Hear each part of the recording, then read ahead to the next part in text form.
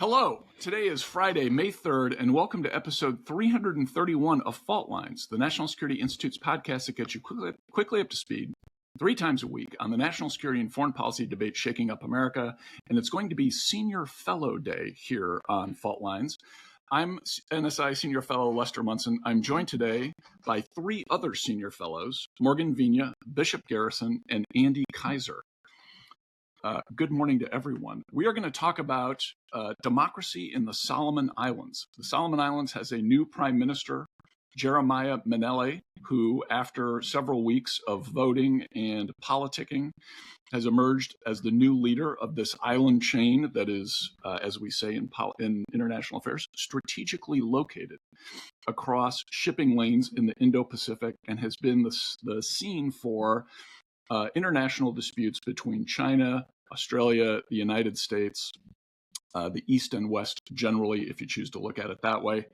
The Solomon Islands has been looking north recently, which means they've moved from kind of a pro-Western point of view to a pro-Beijing point of view. The previous Prime Minister, Manasseh Sogavere, recognized Beijing as the legitimate China, changing its recognition from Taiwan. This appears to be continuing under Manele, although smart people on the Solomon Islands will tell you that Manele is it's a little easier to work with him perhaps going forward. So this could be a positive sign for the United States, Australia, and those who are advocates for pluralism and freedom and democracy and that kind of thing. Morgan, I want to go to you first here. You have experience with small Pacific Island states when you were at the UN. Talk to us about the significance of the Solomon Islands and should we be concerned about political developments there? Sure. Thanks, Les. And really great to be with both Andy and Bishop today. I suspect this is going to be a much different episode than if Jamil were here. Although, of course, we look forward to his return. With that said, though, so the Solomon Islands is, of course, a member of the Pacific and Small Island States. It's a voting bloc at the United Nations. The PSIDs are perhaps one of the most undervalued regional blocs at the United Nations. The Solomon Islands is, of course, a member of that. And their top priority is climate change. They often work together to seek that remedy on that one interest. But they are also very close partners of the United States, particularly when it comes to their voting patterns in the UN General Assembly, specifically surrounding controversial votes on Israel.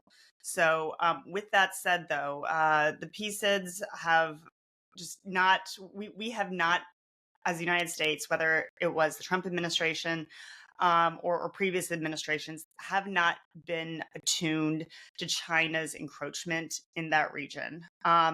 We have had opportunities to build up our defense relations. They want a greater U.S. presence in the region. Solomon Islands, I think, are an exception to that, just given China's targeting of that government for years now. I think particularly in 2022, we saw, Solomon Islands make a significant agreement with China on defense relations. But generally speaking, though, the United States has an opportunity here. The Biden administration has, I think, taken positive steps to renew 2 strategic compacts with Micronesia and Palau. That was done last year. And so I think we're starting to catch up, but we've got a long way to go. Bishop, what's your assessment of the Biden administration policy in the region? There's certainly the developments in the Solomon Islands are of concern to the United States. However, the administration's really increased our diplomatic engagement in the region. It's got a new security agreement with Papua New Guinea, which is very significant. Is this kind of a 2 steps forward, 1 step back, 1 step forward, 2 steps back? What's your assessment of how we're doing? Is there enough focus here from the administration? Are they doing the right thing? Yeah, thank you for having me, folks, and always happy Friday. Great to see everyone's smiling faces here. So yeah, Their interest in Indo-Pacific has always remained complex. You're talking about the potential of continued economic strength and benefits in the region. It gives us an opportunity as well to really lean in and focus in on our allies and partnerships there, particularly with Australia. This gives the potential of a diplomatic proving ground because they have an invested interest in what is happening within the Solomon Islands and how China is trying to push its influence further out. We've seen China continuing to try to influence countries like this, particularly on the African continent. But now this gives them an opportunity to even push out more.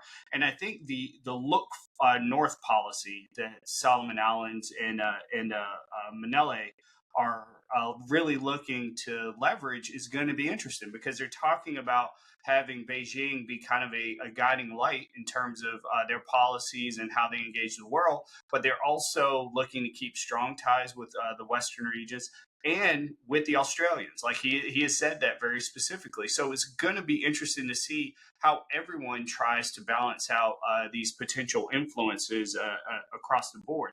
And I think the United States needs to follow this very closely because it could prove impactful and helpful moving forward as how China may engage other regions in similar ways with similar factors. Andy, can you give us a little perspective on where the Solomon Islands fits into the competition between the U.S. and China and kind of our historical relationship with Pacific Islands?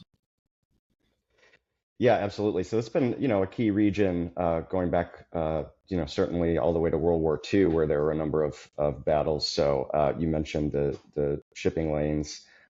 Morgan and Bishop have mentioned some of the political defense, geostrategic interests. Clearly, the Chinese have noticed, right? So they're all over the region. Huawei is the telecom provider of choice in the region. We're a little late to that game. Frankly, they show up with, 5-year terms with no payments. We'll build your port, we'll build your airport, that type of stuff that they do in Africa and other regions. We're doing more on that front in the Philippines to make sure that the Chinese and Huawei don't dominate that telecom market. But little late to the game on the telecom side in that area, which is of concern.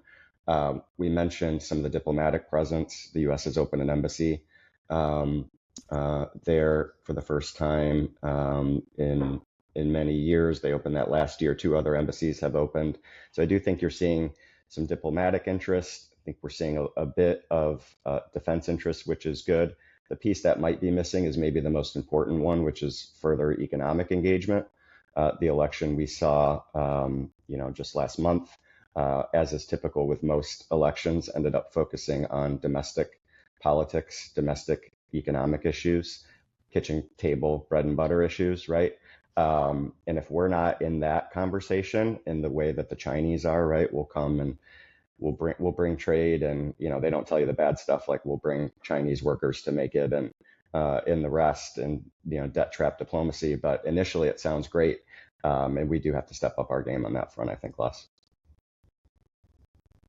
Excellent inputs. I think I want to give the Biden administration a B or a B plus on its policy in the region. I think it's been solid, if not stellar. At Congress, I worry about missing the boat on the toolbox. It's Congress that provides a toolbox for the administration. I'm not sure our folks in the legislative branch have thought through all of the things that they're going to need to provide to the administration to deal with a challenge like the Solomon Islands, whether it's public diplomacy resources or other kinds of assistance that can counter BRI. I'm looking to Congress to kind of get on the stick here and make sure that in the long run, we've got the tools and lifting restrictions on current activities that might get in the way of us doing the right thing here. Okay, that's a wrap. Thanks so much to Devlin Burney, Claude Jennings, and the NSI staff for their help in producing today's episode. Join us again on Monday, May 6th, for another episode of Fault Lines, the National Security Institute's podcast that gets you smart fast on the national security and foreign policy debate shaking up America. Fault Lines is now on YouTube, so check out our channel for a video of today's episode. If you like what you heard or saw, please be sure to rate, review, and subscribe. Have a fantastic weekend.